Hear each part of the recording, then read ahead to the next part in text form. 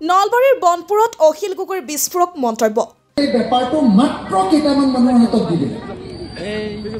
আম্বানী, আদানী। নলবাৰীৰ কাপলাপুৰীৰ বনপুৰত আছে আয়োজিত ৰাইজ দলৰ গণসমাৱেশত অংশ ল'লে অখিল গগৈয়ে। বহুসংখ্যক লোকে আনুষ্ঠানিকভাৱে যোগদান কৰে ৰাইজৰ দলত। নলবাৰীৰ বৰক্ষেত্ৰীৰ কাপলাপুৰীৰ বনপুৰত ৰাইজ দলৰ নলবাৰী জিলা সমিতিয়ে আয়োজন কৰা যোগদান কাৰ্যসূচী আৰু গণসমাৱেশত দেখা গ'ল অগণন লোকৰ ভিৰ। অখিল গগৈৰ আগমনৰ কথা জানি দুপৰীয়াৰ ভাগৰ পৰা অসংখ্য লোকে অপেক্ষা কৰি থাকে কাপলাপুৰীৰ বনপুৰত। ৰাইজ দলৰ নলবাৰী জিলা সমিতিৰ সভাপতি জ্ঞানেন চক্ৰৱৰ্তীয়ে পৰিচালনা কৰা সভাখনত অখিল গগৈৰ উপস্থিতিৰ পিছতে ৰাইজ দল জিন্দাবাদ ধ্বনিৰে মুখৰিত হৈ পৰে সভাস্থলী। গণসমাৱেশত ভাষণ প্ৰদান কৰি অখিল গগৈয়ে কয়, বিজেপি চৰকাৰ শাসনত অহাৰ পিছত মানুহৰ সমস্যা দুগুণ বৃদ্ধি পাইছে। বিজেপি শাসনলৈ অনাত মুখ্য ভূমিকা গ্ৰহণ কৰিছিল মাৰোৱাৰী ব্যৱসায়ীসকলে। বিজেপি শাসনলৈ অহাৰ পিছত মাৰোৱাৰী ব্যৱসায়ীসকলৰে বেছি বেয়া দিন আহিছে। বিজেপি চৰকাৰক খুব ছাপোৰ্ট দিছিলে আগতে মাৰোৱাৰী বেপাৰীবিলাক। মই আজিকালি মাৰোৱাৰী ব্যৱসায়ীবিলাকক লগ পালে সুধো যে আপোনালোকৰ ব্যৱসায় বিজেপিৰ দিনত ভাল হৈছে নে বেয়া হৈছে? তেওঁলোকে কয় যে বৰবাদ হৈ গ'ল অখিল ভাই। মই কৈছোঁ যে অসমত বিজেপিৰ প্ৰধান ভূমিকা আপোনালোকে লৈছিলে। অসমত যেতিয়া ক'তো RSS নাছিলে, তেতিয়া RSS আছিলে কেৱল আৰু কেৱল মাৰোৱাৰী মানুহখিনিৰ মাজত।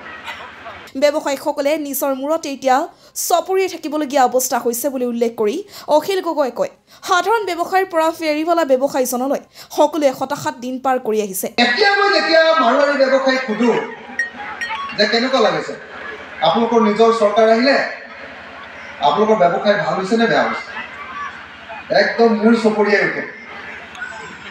মূৰ চপৰিয়াই উঠে, কয় যে কি চৰকাৰ আনিলো বৰবাদ কৰিলো। ভাষণ প্ৰসংগত অখিল গগৈ বিজেপি চৰকাৰক খুৰঠাৰ সমালোচনা কৰি কয়, বিজেপিয়ে দেশৰ সকলো বেপাৰ ব্যৱস্থা আদানী আৰু আম্বানীৰ হাতত তুলি দিছে, যাৰ ফলত দেশৰ সাধাৰণ জনতাই সকলো দিশে ত্ৰাহি মধুসূদন সৰিবলগীয়া হৈছে বুলি উল্লেখ কৰে। গোটেই দেশৰ যিটো বেপাৰ, এই গোটেই বেপাৰটো মাত্ৰ কেইটামান মানুহৰ হাতত দি দিলে। আম্বানী, আদানী। আপোনালোকৰ তেনে ওচৰত থকা আমাৰ বৰঝাৰ বিমান বন্দৰটো দি দিলে। আমাৰ শিৱসাগৰৰ গোটেই আমাৰ যিমানবিলাক তেল কোম্পানী আছিলে, তেল খাতবিলাক প্ৰাইভেট কোম্পানীক দি দিলে। কি কৰিছে যে এই চৰকাৰখনে আপোনালোকে যদি চায় যে একদম ব্যৱসায়টো কমপ্লিটলি বহুত ধনী ধনী মানুহৰ হাতত দি দিলে। 2026 নিৰ্বাচনত বিজেপি AIUDF চাচা মামাৰ দলক ব্ৰহ্মপুত্ৰত দলিয়াই দিয়াৰ বাবে ৰাইজক আহ্বান জনাই তেওঁ পুনৰ চাচা মামা দলক ব্ৰহ্মপুত্ৰত দলিয়াই নিদিলে কোনো মানুহ শান্তিত থাকিব নোৱাৰে বুলি উল্লেখ কৰে ৰাইজ দলৰ সভাপতিগৰাকীয়ে। অৱস্থা বিজেপি চৰকাৰৰ দিনত অৰ্থনৈতিকভাৱে টকা পইচাৰ পিনৰ পৰা ভাললৈ আহিছে নে বেয়ালৈ গৈছে? মানুহবিলাকৰ অৱস্থা অৰ্থনৈতিকভাৱে ভাল হৈছে নে বেয়া হৈছে?